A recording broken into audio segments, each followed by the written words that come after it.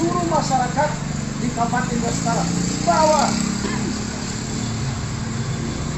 KPU dalam menetapkan keputusan pada hari ini adalah betul-betul penjoliman yang dilakukan terhadap pasangan Kodela. Masyarakat jangan marah. Kita ambil KTP berkisar 15.000. Jangan marah kalian.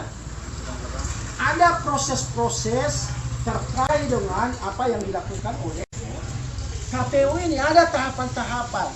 Sebagaimana yang telah dijelaskan oleh saudara Wabub tadi, calon Wabub, bahwa diberikan waktu 3 hari kepada pasangan Kodela untuk menggugat di Bawaslu. Besok menurut rencana kita akan coba sampaikan gugatan kita di Bawaslu. Dan lucu ini, bahkan jauh-jauh sebelumnya di surat-surat yang dari KPU itu dibocorkan supaya ada kesiapan mental juga pasangan Kodela ini untuk menghadapi ini. Ini bagus juga. Tetapi sebagai penyelenggara pemilu itu tidak bisa. Itu tidak bisa. Sangat tidak independen lagi itu. Jadi untuk itu kepada seluruh adik-adik saya, sampaikan ini kepada seluruh masyarakat, tulis bahwa kita ini akan lawan.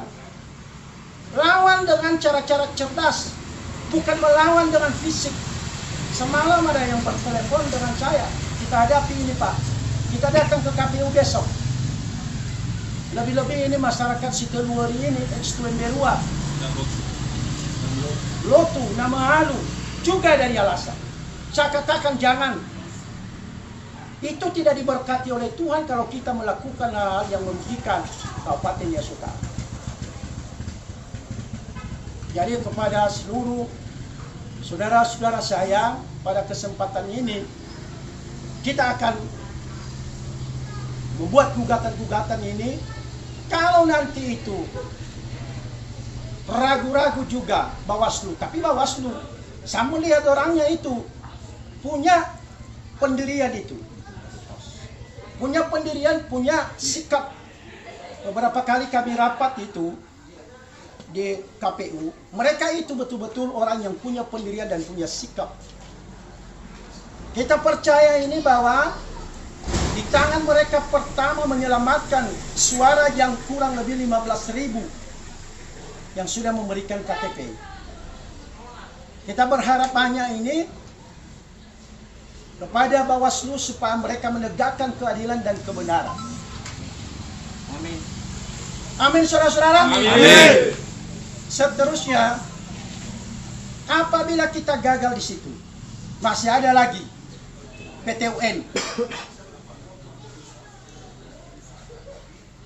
Apabila misalnya tidak harapan, kita harus legowo menerima ini, karena itu adalah putusan dan kita sudah berusaha sekuat tenaga.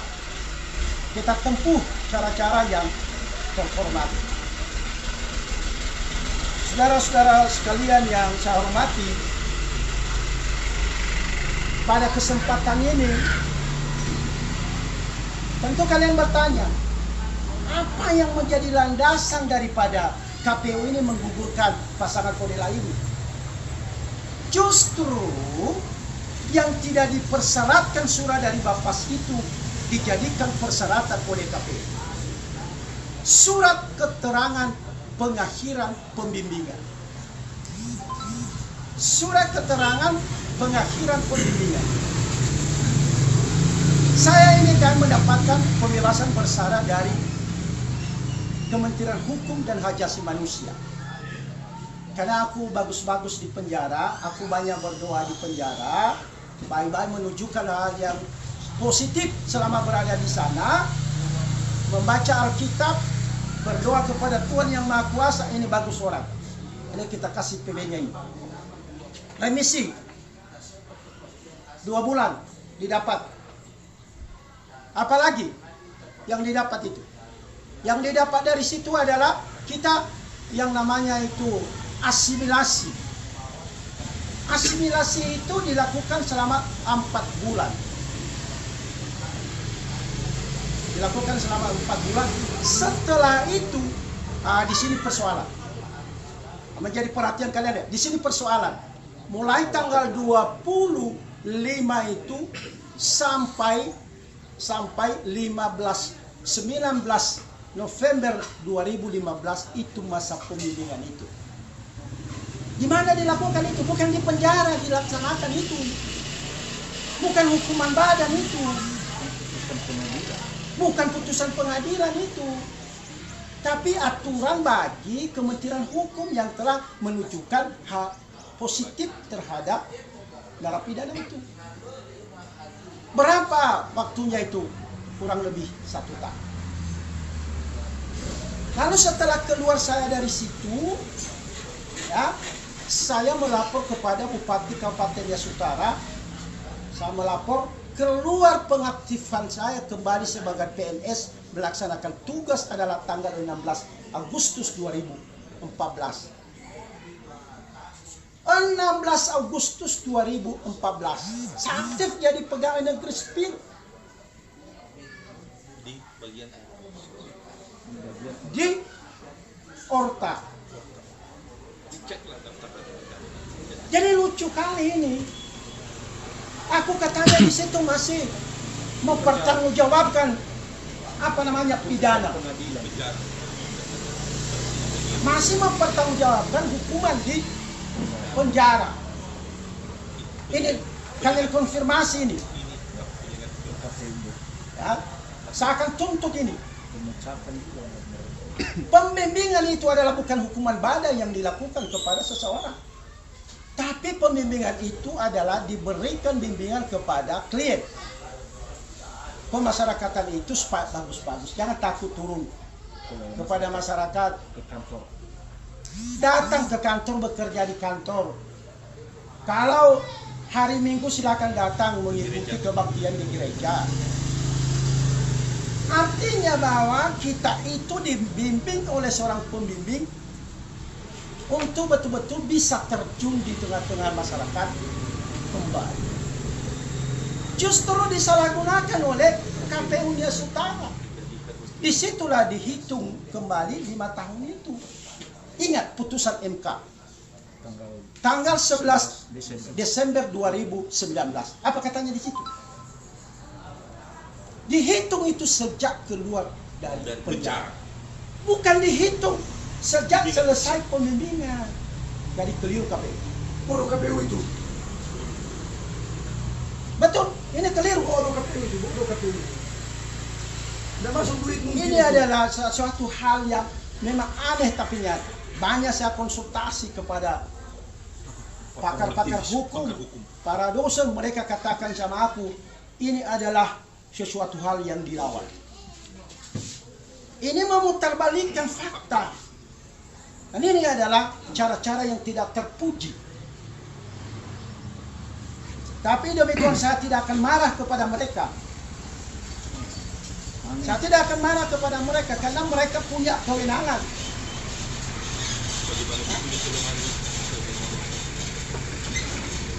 Mereka itu adalah punya kewenangan dan mereka yang bekerja pada saat ini di KPU itu.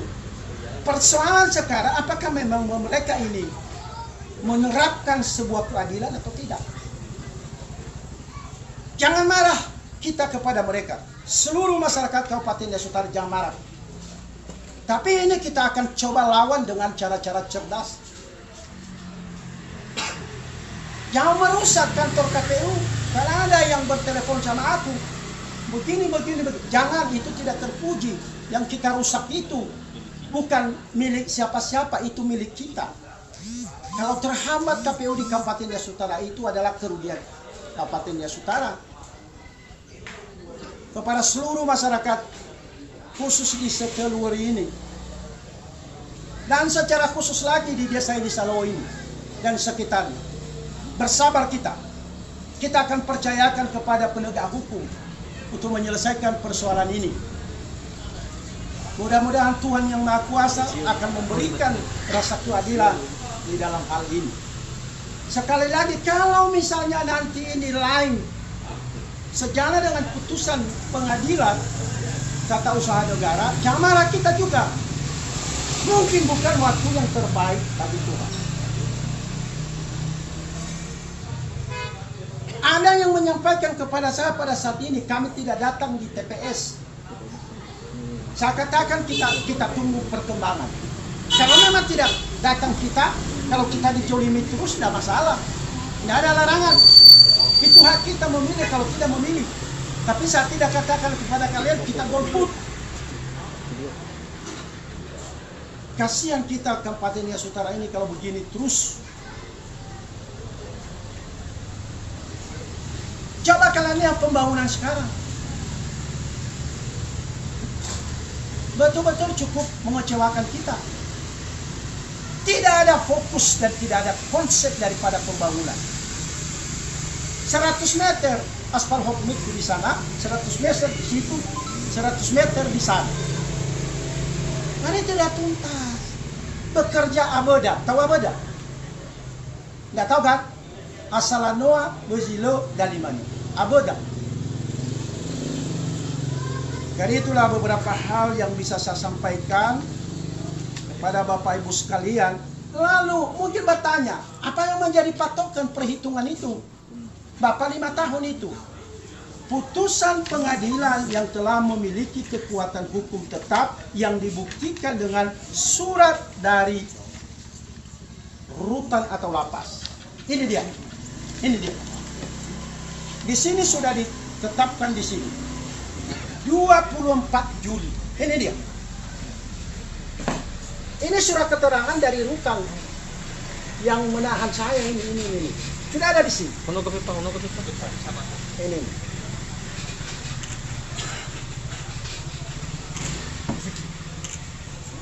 Jadi keliru mereka ini.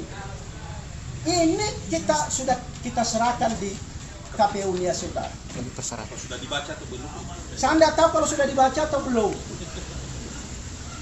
Sudah di Bapas itu kebetulan sudah kita masukkan dulu, yang sebenarnya itu tidak menjadi sebuah persyaratan.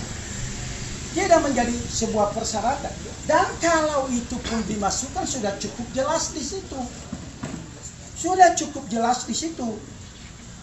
Kapan harus apa di 11 Maret ini? Kecuali kalau sedang menjalankan bimbingan teks. 11 Januari, 11 Maret ini saya melaksanakan yang namanya itu asimilas. Jadi itulah beberapa hal. Kalau ada pertanyaan dari saudara-saudara sekalian, adik-adikku sekalian, bisa disampaikan nanti dan seterusnya kami akan kembalikan kepada saudara sekretaris. Nah, demikian situasi yang disampaikan oleh pasangan calon.